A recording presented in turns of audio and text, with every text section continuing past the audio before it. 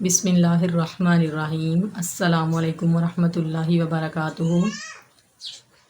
یہ بات نہایت ہی قابل غور ہے، بہت توجہ سے آپ اس کو سنیے گا، سمجھیے گا اور اس پر عمل کرنے کی کوشش بھی کیجیے گا۔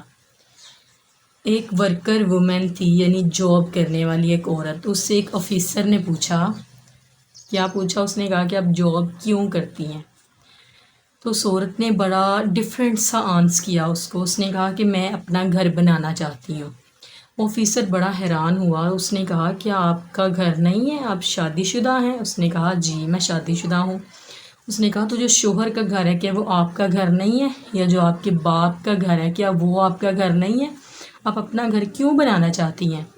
اس عورت نے اس کی ایکسپلینیشن کیا دی؟ اس نے کہا کہ جب میں اپنے باپ کے گھر میں تھی نا، تو ذرا ذرا سی بات پہ یہ بات سنائی جاتی تھی کہ اپنی مرضی اپنے گھر میں جا کے کرنا، یا اگر میں کچھ کرنا چاہتی تھی یہ اپنے گھر میں جا کے کرنا۔ بات بات پہ مجھے یہ ریئلائز کروایا جاتا تھا کہ میرا گھر سسرال کا گھر ہے، یہ میرا گھر نہیں ہے۔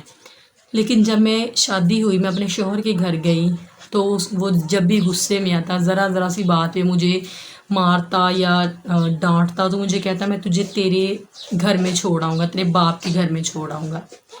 کہتی ہے مجھے شادی سے پہلے بھی کبھی نہیں لگا کہ وہ میرا گھر ہے، اور نہ ہی مجھے شادی کے بعد لگا کہ میرے شوہر کا گھر میرا گھر ہے۔ لہٰذا میں جاب اس لیے کرتی ہوں تاکہ میں اپنا گھر بنا سکوں، جہاں مجھے کوئی یہ نہ کہہ سکے کہ اپنے گھر جا کے یہ کام کرنا، یہ تمہارا گھر نہیں ہے۔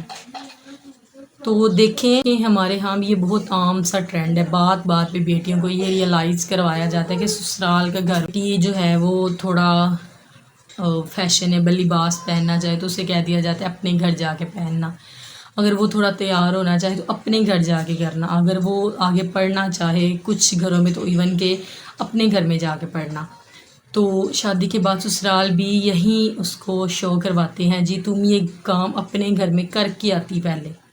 تو یہ بہت ایک عام سی بات ہے۔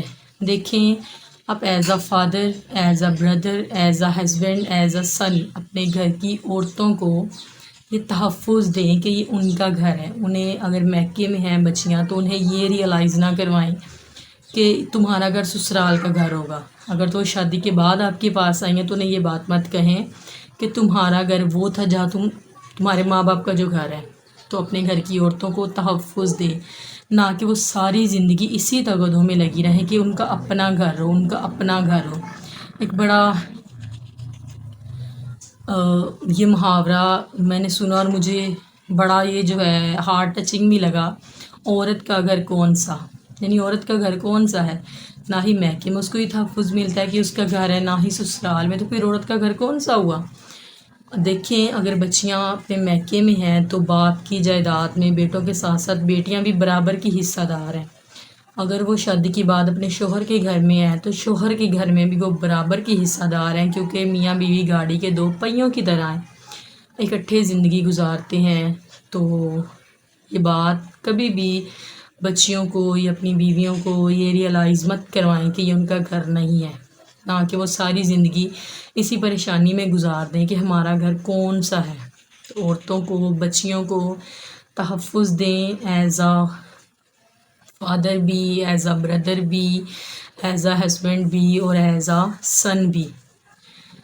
یہ بات کبھی بھی ان کو مت کہیں کہ اپنے گھر میں جا کے کرنا، اپنے گھر میں کرنا، بلکہ اگر وہ کوئی اچھا کام کرنا چاہتی ہے تو ان کی حوصلہ افزائی کریں کہ بیٹا تم کرو یہ کام۔ اگر شوہر ہے تو وہ اپنی بیوی کو تحفظ دے کہ آپ کریں یہ کام، کوئی اس میں مسئلہ نہیں ہے۔ تو یہ بات اس پہ ضرور توجہ فرمائیے گا، اور اپنے گھر کی عورتوں کو یہ بات کبھی مت کہیے گا کہ یہ تمہارا گھر نہیں ہے۔ ٹھیک ہے، ہوپ سو کہ آپ کو میری بات سمجھ آئی ہوگی۔ اپنا ڈھیر سارا خیال رکھیے گا۔